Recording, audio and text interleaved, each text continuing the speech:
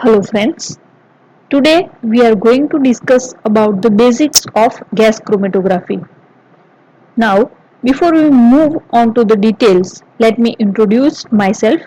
I am Dr. Medha Joshi, Assistant Professor in V.S. Patel College of Arts and Science, Billimura. We are affiliated to VNSU Surat. Friends, the basic motive behind making you aware with gas chromatography is nowadays it has become basic need in every industry as well as every area of research. It is one of the most important tool that industry and researcher are using. So now, without wasting the time, let us begin with our very important topic, that is gas chromatography. In gas chromatography, there are some basic conditions when you are working with GC. The short form of gas chromatography is GC. So from here we will use the word GC. What are these basic conditions? There are three basic conditions: sample, mobile phase, and phase. Sample should be volatile and thermally stable in GC. Mobile phase is gaseous in nature, where the stationary phase is has the high boiling or melting point. Now we will see the definition of gas chromatography. Gas chromatography is a technique employed to separate and analyze compounds that can be vaporized without decomposition via interaction with gas mobile phase and stationary phase. The nature of stationary phase is decide the fate of classifying gas chromatography into two forms. First one is gas solid chromatography, second one is gas liquid chromatography. The two key mechanisms responsible for separation of components in a mixture includes adsorption and partition. The mobile phase in gas in both chromatography, where the stationary phase is solid or liquid coated on solid. Now, the principle of gas chromatography is it exploits the differences in partition coefficients of volatile sample between mobile gaseous phase and stationary liquid phase as the samples passes through the column in case of gas liquid chromatography. In case of gas solid chromatography, the stationary phase is replaced by solid surface and hence exploitation of components occurs via adsorption. In general, gas liquid chromatography is referred as gas chromatography. So first we will see the introduction of or history of gas chromatography. The Archer John Porter Martin is known as the father of gas chromatography, who shared the Nobel Prize in 1952 with the Siemens for inventing partition chromatography. The Martin was the first to develop first gas liquid chromatograph. So these two are the father of gas chromatography. Now we will see the overview of gas liquid chromatography. Based on the principle of partition coefficient, the GLC refers where the gas is mobile phase and liquid as stationary phase. The non-volatile liquid is coated on inert solid supports as a thin layer along with inner walls of the columns. The solid supports help to increase the surface area for the liquid to interact with the sample, and the liquid layer has the low volatility and high decomposition temperature. The solid supports used in the GLC are glass powder, diatomaceous earth, powder Teflon, crushed fire bricks, and carbon black, where the liquid which are coated on inert solid supports are polyethylene glycol, dimethyl silicon, diethylene glycol succinate. When people say GC, they generally refer to gas liquid chromatography. Now we will see the overview of gas solid chromatography. Here in gas solid chromatography, the mobile phase is gas and the stationary phase is solid.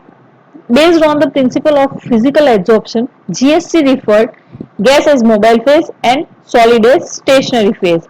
Solid porous powder as a thin layer along the inner wall of column is filled as a stationary phase. So,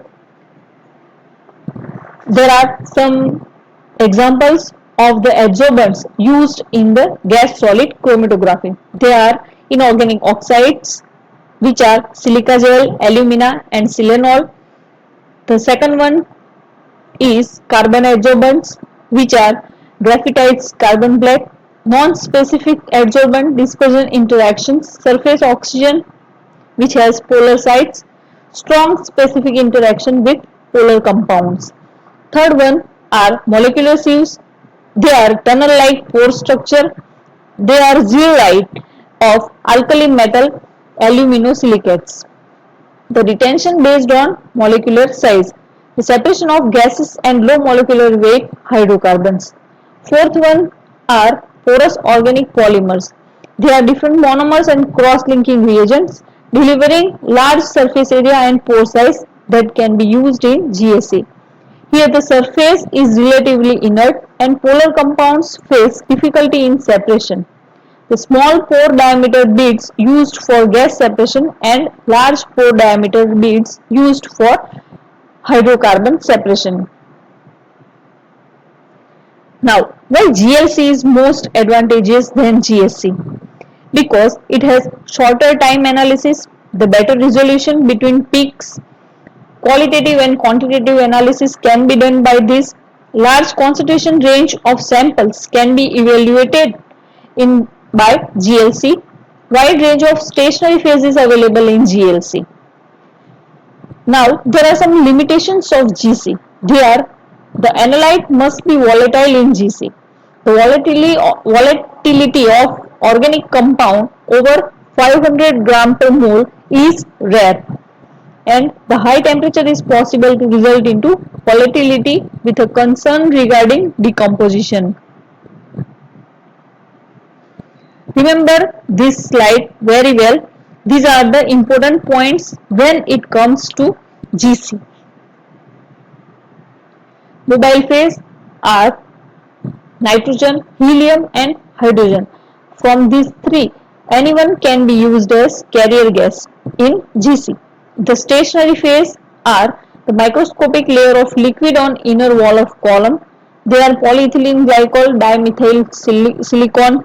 The solid supports which are used are glass powder, diatomaceous earth, powdered Teflon.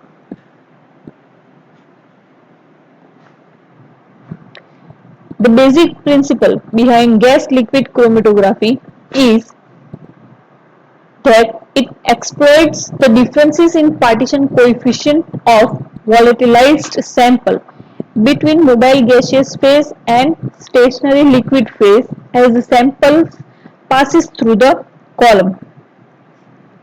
Now we will understand the term partition coefficient. Remember that the more of partition coefficient, the more the sample is retained on the column, that is on the stationary phase.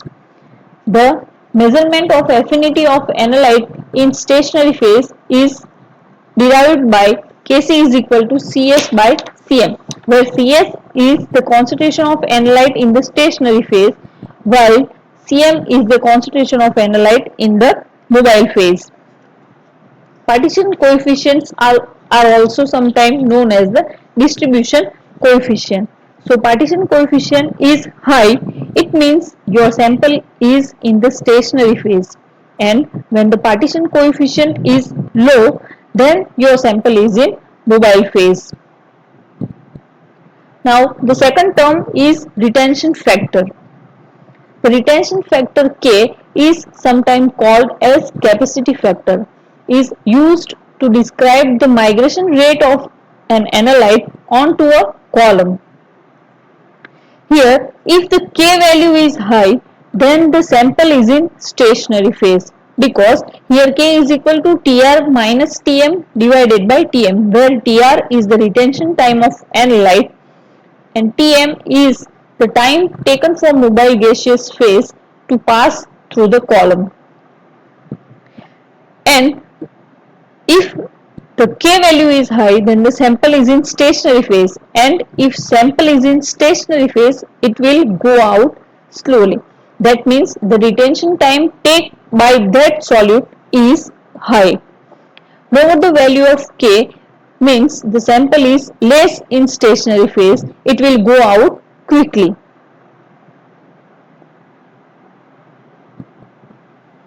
Now we will see the instrumentation of gas chromatography.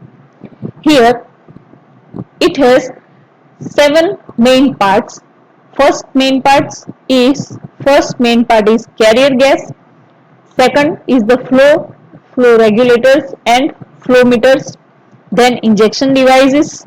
Then column, the temperature control, the detector, and recorders and integrators. We will go in detail of all these parts of instrument. The first part is carrier gas. Now, the carrier gas is the mobile phase in GC. What are the requirements of a carrier gas? Carrier gas है वो कैसा होना चाहिए? तो it should be inertness, means it should be inert. It cannot react with the any instrument components. It should be suitable for the detector and other material which are used in the instrument. It should be highly pure. It should be easily available, and it should be cheap and should not cause the risk of fire, and it should give best column performance. Now, hydrogen, helium or nitrogen can be used as the carrier gas. There are 3 gases shown here with their properties. Hydrogen has better thermal conductivity, but it reacts with unsaturated compounds and it is flammable. Second one is helium, which has excellent thermal conductivity and it is expensive. Third one is nitrogen, which has reduced sensitivity and it is inexpensive.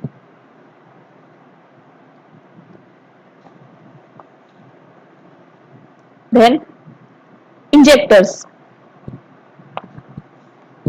Septum type injectors are the most common injectors. These are composed of a glass tube where vaporization of sample take place. The sample is introduced into the injector through a self-sealing silicone rubber septum. The carrier gas flows through the injector carrying vaporized solutes. The temperature of the injector should be adjusted so that flash vaporization of all solute occurs. If the temperature of the injector is not high enough, the band broadening will take place. There are some images of the injectors and the septums. Now, the column O1. The samples of gas chromatography must be converted into vapor state. So, the injector connections, column and detector connections are all inside the O1. The range of the O1 is 40 to 400 degrees centigrade. The thermal control because of rapid heating and cooling are used. Now, the operation of O1. If the experiment will examine at single temperature, it is isothermal operation. The steady temperature throughout the analysis and it is used in early days of chromatography. But now temperature controlled operations are there. So you can design an experiment in such a way that you can change the temperature during the experiment depending upon your samples.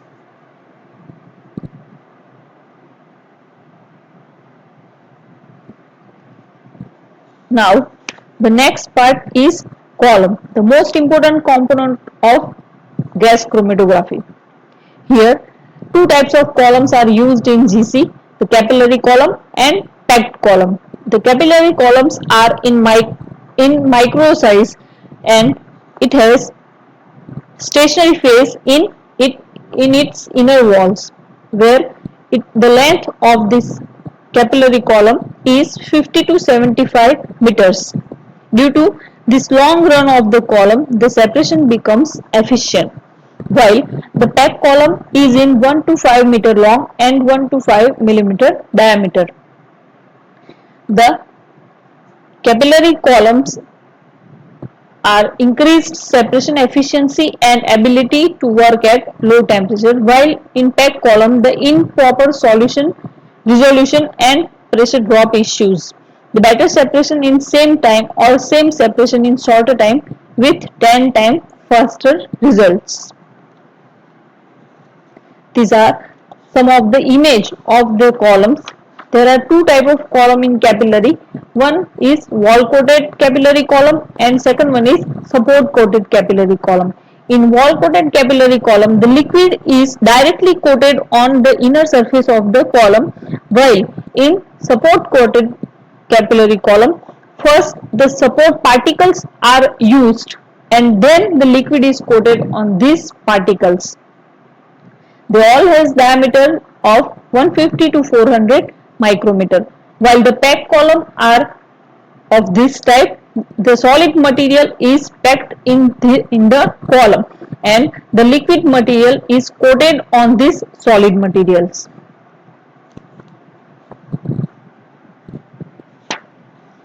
Now the detectors. The detectors are the heart of the apparatus. The requirement of an ideal detector are it has applicability to wide range of samples and it has rapid response with high sensitivity and linearity. The response should be unaffected by the temperature and the flow rate. It is non-destructive, simple and inexpensive. Now we'll see the first detector, which is thermal conductivity detector. The other name of TCD is catharometer or hot wire detector.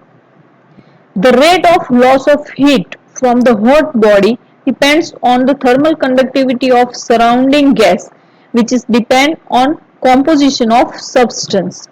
The measured the changes of thermal conductivity due to the sample. The sample can be taken in the microgram. When the separated compound elutes from the column, the thermal conductivity of the mixture of carrier gas and compound gas is lower. The filament in the sample column becomes hotter than the control column. The imbalance between control and sample filament temperature is measured by a simple gadget and a signal is recorded. Here in first figure, a heated filament is cooled by the flow of carrier gas. When the carrier gas is contaminated by the sample, the cooling effect of the gas changes which generate the signal. Here you can see in the figure, in first figure only the carrier gas is flow, then the filament temperature is low, while with the sample with the carrier gas the cooling the difference in cooling is used to generate the detector signal. Here helium or hydrogen are mostly used as carrier gas because of high thermal conductivity.